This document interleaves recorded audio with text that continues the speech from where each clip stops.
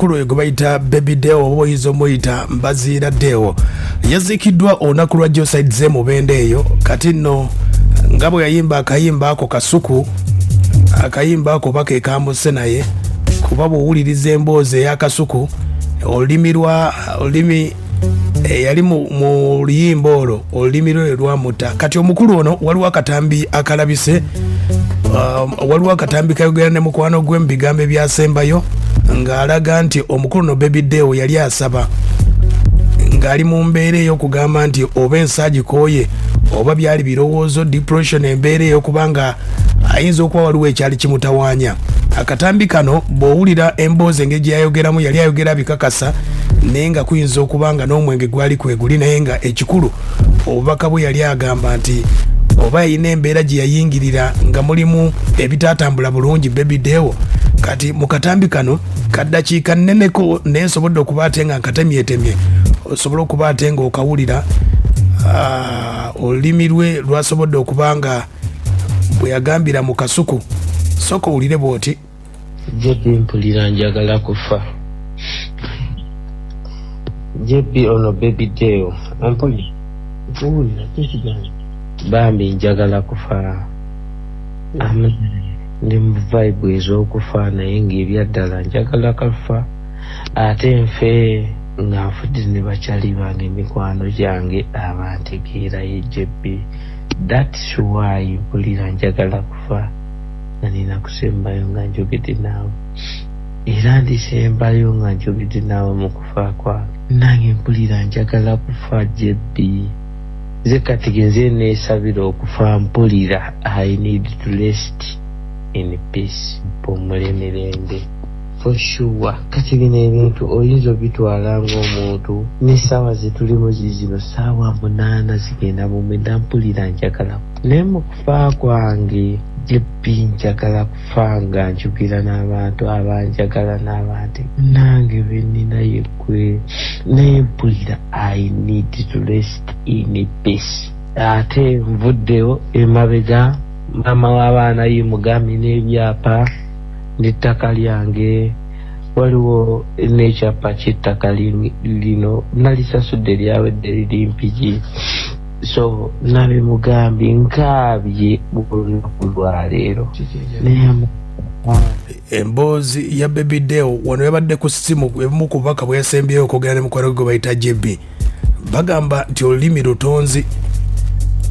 owuliriza emboozi ya Baby Deo. Munnange mpumula emirembe si lwakuba nti embeera entabukidde. I have cash money, even I have cash money. era bw'oba osobola kuvuga enkya piki yo ojje wano nga sinnafa olabe cash money gwe ninamu ogimulumoki. cash money kenamusanga nga waddala naye I need to rest in peace. kale mpumula emirembe nga nange nzikakanye. kyova olaba kati njogera ne bakyali bange kati nsiibula I need to rest in peace. mpulira njagala kufa. nkubidde kabaata mukubidde emabega, namukubidde essaawa zabadde ssaawa nga 2. in fact namukubidde kabaata kati awo tunyumya ndi mu maziga nene kabaata namukubidde nkugambe olunaku lwaleero mpulira I need to rest in peace. kati kabaata namukubidde essaawa zabadde nga 4. kabaata nebimugamba naye ye teyategedde ngenda kufa ntya. naye mu bantu benjagala bambi ne kabaata mwagala kyekyamunkubizizza essimu nasoosere mukubira ku ssimu eyasoose bambi. kakati kabaata nemunonya ne ku ssimu ey'okubiri n'ebyabaddewo ebyate emabega ku ssaawa 4 ate nga tetunaddeyo mabega nasiimudde ennyumba yange. twayogedde ndi mu kusiimula nnyumba ng'essimu twogerere ku kutu n'amaziga kampitamu. naye I need to rest in peace.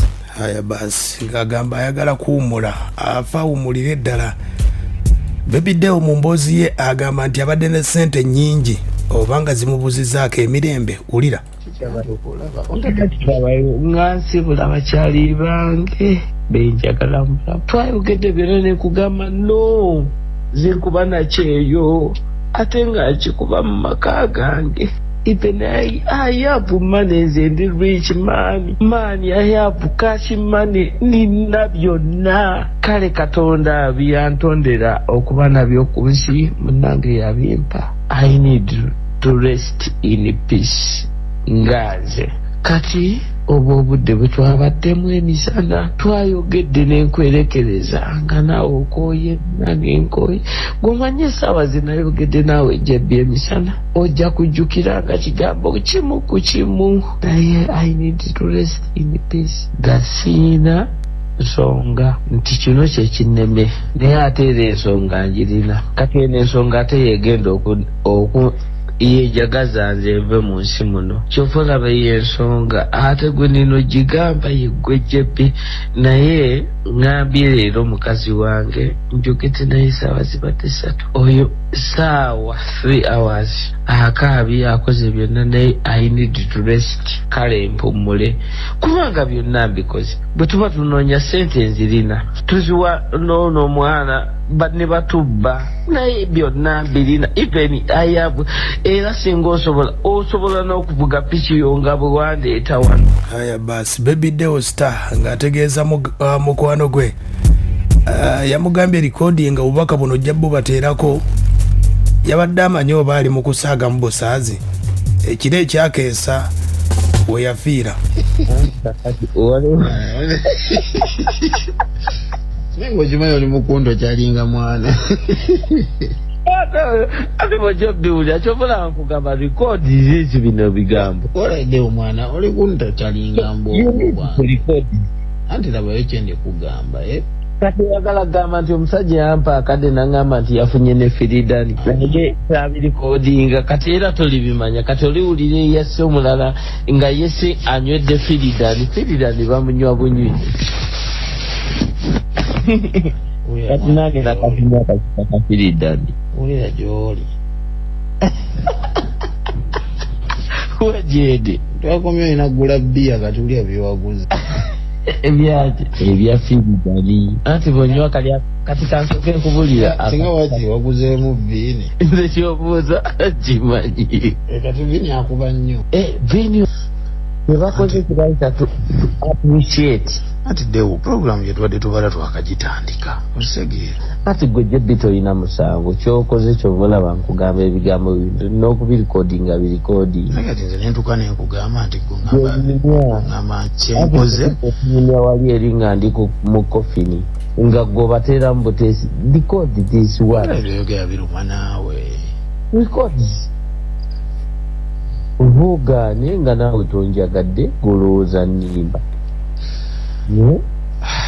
ate kati olowooza ki alwaki mba ndowooza ebyo naye kyenkugamba kitegeeza bwe bubaka wasembeyo wa Baby Deo ng'agamba ye yeesabira okufa kwe Baby Deo na bino yabyogera wulira ate ngenda kufuuka omuliro mu geyeena kati ngenda bakumira ekyoto mu geyeena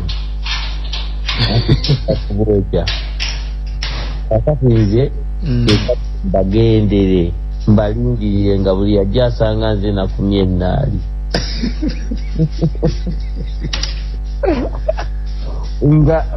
nga mbokya sirina gwe nsonyiwa n'omu nge manyi kwetandikirako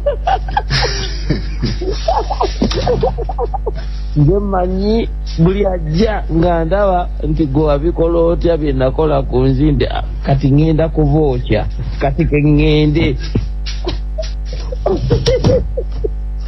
yennonseka naye ŋŋenda erya ddala ŋŋenda kwokya bantu abo bwe bawaliyo geyeena nga nze ngisanzeeyo anti bajja kusanga nga nze nasenyadde enku nga mpitirivu nga buli ajja ŋŋamba gwe wakikola otya eyakikola obulungi nga ŋŋamba yansanzeeyo nga mugamba gwedda wali tolina buzibu kati ŋŋenda kuba kuba ennaali ate mugenda kati wenjagala okgenda erya ddala nno bo balowooza nsaaga naye kisaaga olina ebiboozi byange wulira byoyogera oyogedde kyani ate nkubira iri endala ate otandika okwogera ebigambo mwana lwaki oyogera nga atalina maanyi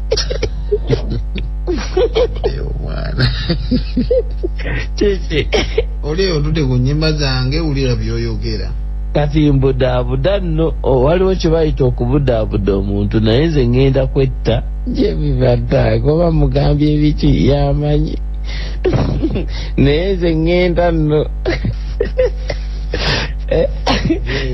ŋŋenda kyovola bankunoonya n'ekirozi zino saawa tulina mu 10 oba 9 kitegeeza gwe wantegeera nange nekutegeera abalala bafuluuta naye gumanyi okuba nga olina ekyaliwo mukubaganya birowoozo ate byakwetta. Aya basi ke katambi ako ak'omukulu gwe bayita Baby Deo, akatambi kawanvuko oyinza okukanoonyako n'omukulu ono yali mu nteekateeka za kwetta. Yali agamba ndowooza ensonga bw'owulira akatambi ebirowoozo biyinza okuba bibadde bingi nga mulimu okuba nga yafuna akasente nga kangi nnyo buli kye yasaba asobodde okukifuna.